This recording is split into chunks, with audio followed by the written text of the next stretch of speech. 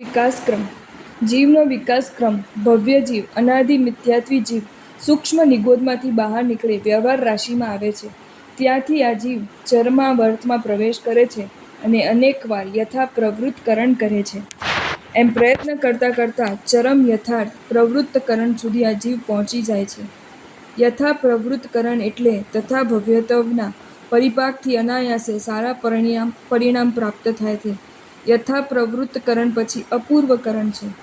અપૂર્વકરણ એટલે પૂર્વે ક્યારેય ન અનુભવાયો હોય તેવો અપૂર્વ વિશુદ્ધ અધ્યવસાય. અપૂર્વકરણની અવિશુદ્ધિથી ગ્રંથિભેદ થાય છે. ગ્રંથિ એટલે તીવ્ર રાગ દ્વેષરૂપ પરિણામ. શ્રાઇક સમ્યક્ત્વ એટલે અનંતાનુબંધી ચાર કષાય અને દર્શન મોહનીય ની ત્રણ પ્રકૃતિ અર્થાત દર્શન સપ્તકનો સર્વથા ક્ષય થવાથી જે સમ્યક્ત્વ પ્રાપ્ત થાય તે શાયિક સમ્યક્ત્વ કહેવાય. શ્રાઇક સમ્યક્ત્વ 4 થી 14 ગુણ સ્થાનક સુધી હોય છે. શ્રાઇક સમ્યક્ત્વ પામેલો જીવ પૂર્વે આયુષ્ય ન બાંધ્યું હોય તો તે જ ભવે મોક્ષ જાય અને પૂર્વે આયુષ્ય બાંધ્યું હોય તો 3, 4 કે 5 ભવમાં મોક્ષમાં જાય. તીર્થંકર પરમાત્મા માટે અપવાદ છે, જેમ કે શ્રેણીક મહારાજા, શ્રી કૃષ્ણ મહારાજા.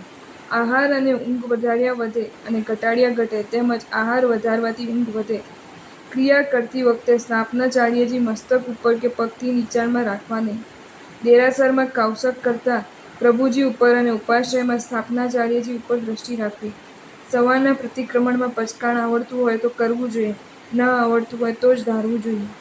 પચકાણ લેતા પચકખામી અને વોશીરામી બોલવું અને પચકાણ બીજાને આપવા સાથે પોતે પણ લેતા હોઈએ તો પચકખાઈ, પચકખામી અને વોશીરામી બોલવું. અવસર્પિણી કાલના પ્રથમ જીન શ્રી ઋષભદેવ પ્રભુ ધનાસાર્થવાના ભવમાં સુપાત્ર દાનના પ્રભાવે સમ્યક દર્શન પામેલ. જીરણ શેઠ વોરાવાના ભાવથી 12મા દેવલોકમાં ગયા. જે પુણ્યાત્મા જીવદયાના કાર્યો કરે તેના શરીરમાં ક્યારેય રોગ ન આવે અને જે પુણ્યાત્મા સુપાત્રાને દાન આપે તેના ઘરમાં લક્ષ્મી ક્યારેય ખૂટે નહીં. ગોચરી અજવાળામાં વોરાવી. રસોડામાં અંધારું હોય તો લાઇટ ચાલુ કરીને ન વોરાવવું. અનંતા ભવોના પુણ્ય ભેગા થાય ત્યારે ગુરુ મહારાજ ઘરે પધાર્યા. ગુરુ મહારાજના મુખે ધર્મલાભ સાંભળવા મળેલ. ગુરુ મહારાજના પાત્રમાં વોરાવા મળે. આતુરતા, આનંદ અને અનુમોદનાના ત્રિવેણી સંગમે સંગમ શાલિભદ્ર બન્યા. પ્રભુના શાસનને પામેલા શ્રાવકનું ઘર જિનાલય અને ઉપાશ્રયની નજીક તેમજ સાધર્મિક બંધુઓની બાજુમાં હોય. ઉપાશ્રય નજીક હોય તો સરળતાથી ગુરુ મહારાજનો લાભ મળે. વોચમેન વગેરેને સમજાવવું કે મહાત્મા નજીકથી પધારતા જોવા મળે તો પધારવા વિનંતી કરવી, બહુમાનપૂર્વક ઘરે લઈ આવવા. ગોચરીના સમયે ઘરના દરવાજા ખુલ્લા રાખવા, જેથી ગુરુ મહારાજના મુખમાંથી નીકળતા ધર્મલાભ સાંભળવા મળે અને ગોચરી વોરાવાનો લાભ મળે. દરવાજો બંધ હોય તો ધર્મલાભ સંભળાય નહીં. ગુરુ મહારાજ પાછા જાય, લાભથી વંચિત બનાય. શ્રાવકના ઘરમાં સૌ પ્રથમ બનેલી વસ્તુ પ્રભુના મંદિરમાં, જિનાલયમાં અને ગુરુ મહારાજના પાત્રમાં વોરાવે પછી શ્રાવક વાપરે. અભક્ષ્ય ખાનપાન શ્રાવકના ઘરમાં ક્યારેય આવે નહીં. મહાત્માને પૂછવાની જરૂર પણ ન પડે કે આ ખપે એવું છે કે કેમ.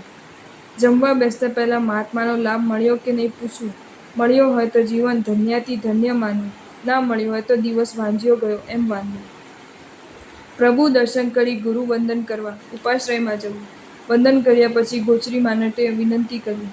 વોરવાનો સમય થઈ ગયો અને ગુરુ મહારાજને અનુકૂળતા હોય તો સાથે લઈ જવા પોતાના ઘરે પધારવા વિનંતી કરવી અને બાજુના ઘર બતાવવા. ગુરુ મહારાજ ઘરે પધારે ત્યારે ઊભા થવું, સામે લેવા જવું, પધારો, લાભ આપો એવા શબ્દોથી સ્વાગત કરવું.